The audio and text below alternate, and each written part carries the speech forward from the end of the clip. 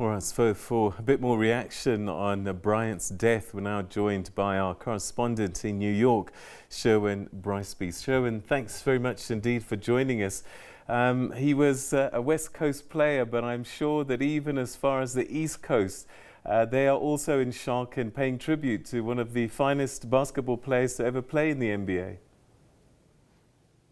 Absolutely correct, Peter. This is a nation in mourning as we are seeing tributes not only from notable personalities, ordinary people on the streets, we are also seeing reaction from around the globe. The likes of Rafael Nadal, Nick Kyrgios, the Australian #1 ATP tennis player. They are, of course, involved in the Australian Open in Melbourne, Australia, but also weighing in on this loss. So literally not only from coast to coast, but from continent to continent. We've also seen reaction from President Barack Obama, former President Obama, the incumbent President Donald Trump, but also former President Bill Clinton and Hillary Clinton a short time ago releasing a statement, Peter, saying they're very saddened by this tragic loss of himself and his daughter Gianna, all those who died in the helicopter crash. Of course, we focus on Kobe Bryant and his daughter, but let's not forget that 9 people perished in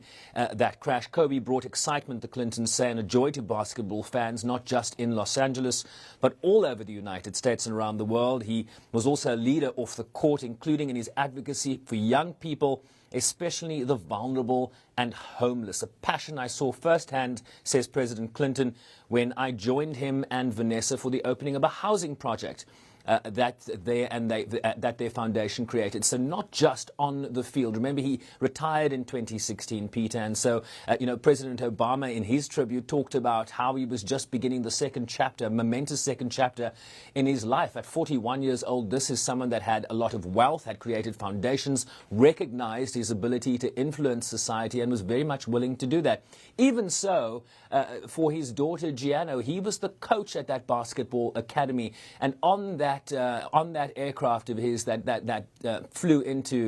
crashed into a hillside in Calabasas, Los Angeles, they were all on their way to this basketball academy where Kobe Bryant was the coach of his daughter's basketball team. So on that flight, Peter, you had another baseball coach, John Altobelli, his wife Kerry, and their 13-year-old daughter Alyssa, who was part of that team.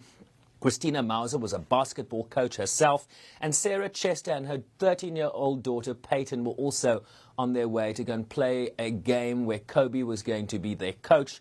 It really is a tragedy on in just a lot of arenas and certainly around the world. I believe that the authorities are saying that it's going to take some time to try and piece together exactly what happened on that day, but it does seem that the weather may have been a factor in this. Yeah, this was a very short flight from the John Wayne Airport, sort of in downtown Los Angeles, and they were sort of heading north when this incident took place about 30 minutes after takeoff. We understand from some of the reports we are seeing, Peter, that there was a lot of fog around that day, that air traffic control had been in contact with the pilot and told him to rise, to elevate this aircraft above the clouds. Visibility clearly poor. But authorities are not weighing in on that right now. We can surmise that it was weather-related, that there was low visibility, but we cannot confirm that. Of course, the National Transportation Safety Board will have to be on site. Remember, this is on a hillside, so difficult to access that terrain. We've also seen reports that for the bodies to be recovered completely, that will take a number of days. So a lot of permutations here to consider. Authorities also calling for people that are gathering near the site, wanting to reach the site, that they should not do that because this is an ongoing investigation.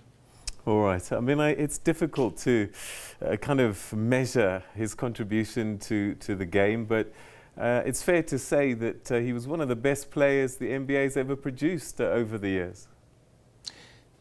Yeah, and that report earlier, of course, just needs to be updated slightly, Peter. He is not the third all-time top scorer in the NBA because LeBron James just last Friday or Saturday had just pipped him And so the news story that came out just before this death was how LeBron James had overtaken Kobe Bryant for the number 3 spot in the all-time scoring ranks. So he's the fourth most points scored in NBA history, Peter. I'll just give you a rundown. 5 NBA championships with the Lakers, of course, spending all of his 20-year career with the LA Lakers. So this very much a son of Los Angeles. 18 all-star appearances, essentially where spectators and fans vote for the team they want to play in the showcase all-star game every year, and 18 times of a 20-year career, fans of basketball voted for Kobe Bryant to be in that all-star game. He also has 2 Olympic gold medals representing the United States in basketball at the Olympic Games. Scored 81 points in a game against the Toronto Raptors. 81 points, Peter. Wow. That is a mammoth haul in just one game. And also won an Academy Award in 2018, an Oscar for the best animated short film titled Dear Basketball, based on a poem, a tribute that he wrote once he retired to the game. All right, we'll leave the Kobe story there for the time being, but I'm sure that this is a story that will continue to be shared throughout